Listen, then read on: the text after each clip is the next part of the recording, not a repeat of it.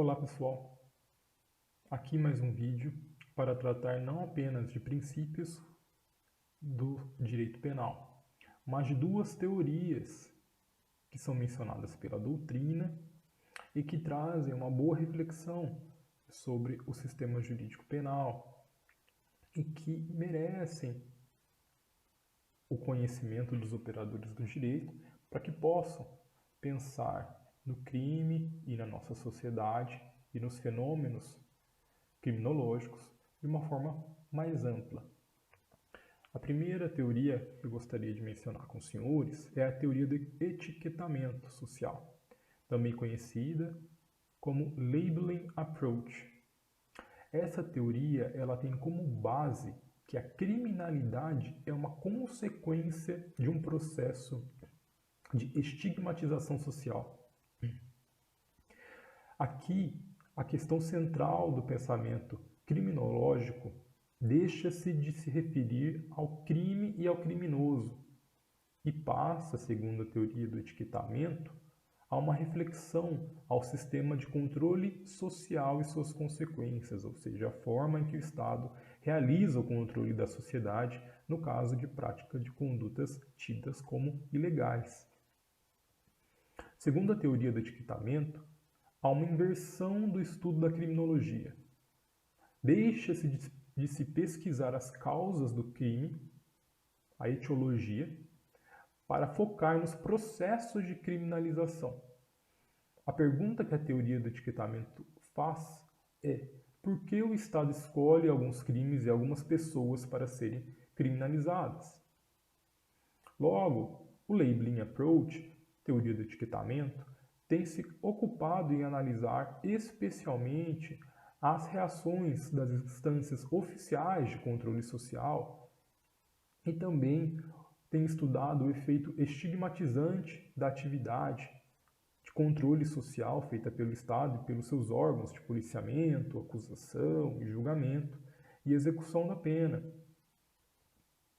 Logo, a teoria do etiquetamento propõe uma reflexão no sentido de se afirmar que a criminalidade não é uma qualidade da condição humana, mas fruto de um processo em que se atribui ao indivíduo tal rotulação, principalmente pelas instâncias formais de controle social.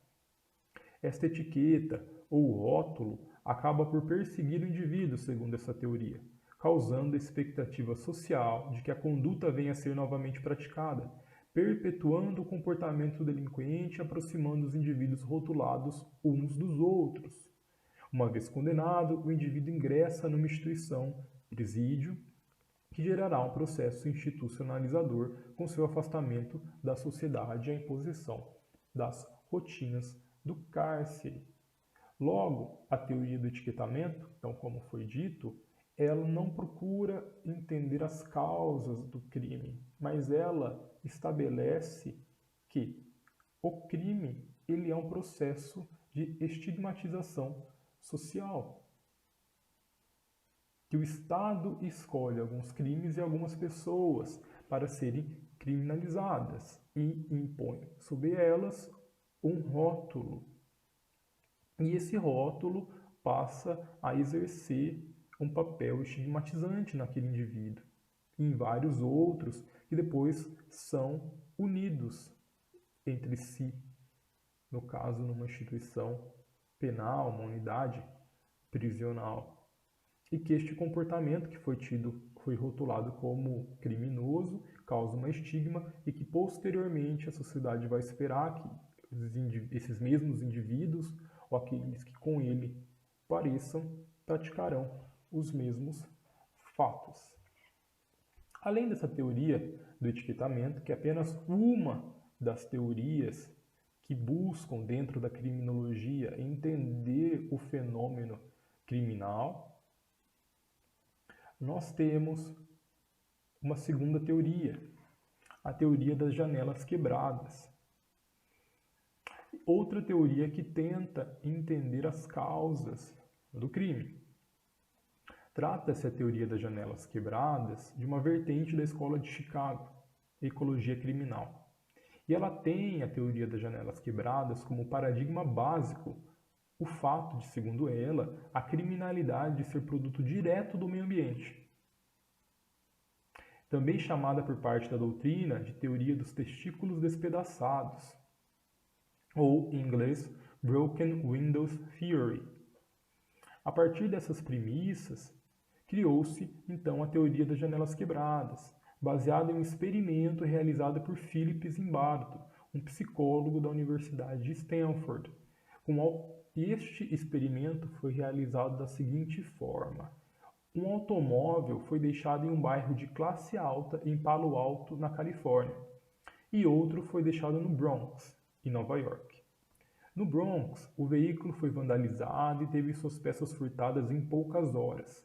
E em Palo Alto, na Califórnia, o veículo permaneceu intacto por uma semana.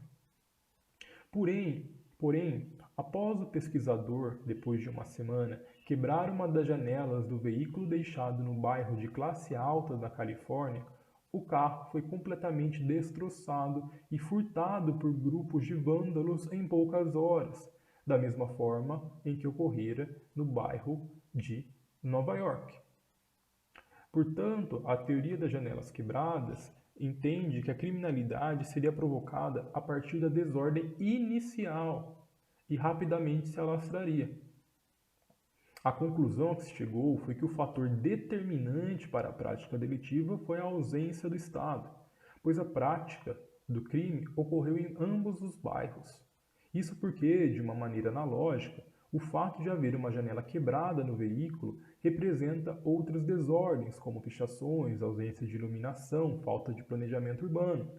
Assim sendo, o crime não ocorreria em virtude da classe social, mas sim pela desordem. Uma pequena desordem inicial poderia desencadear toda a criminalidade.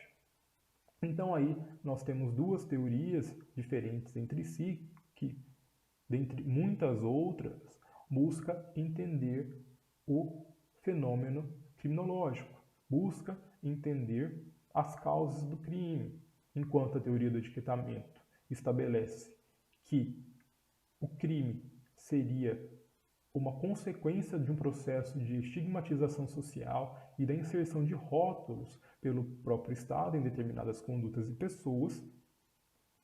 A teoria das janelas quebradas conclui que seria a desordem que causaria a prática de crimes e que esta desordem, uma vez instalada, seja em um bairro pobre ou um bairro rico, ela se alastraria e seria a responsável pelos fenômenos criminológicos. Era isso. Muito obrigado.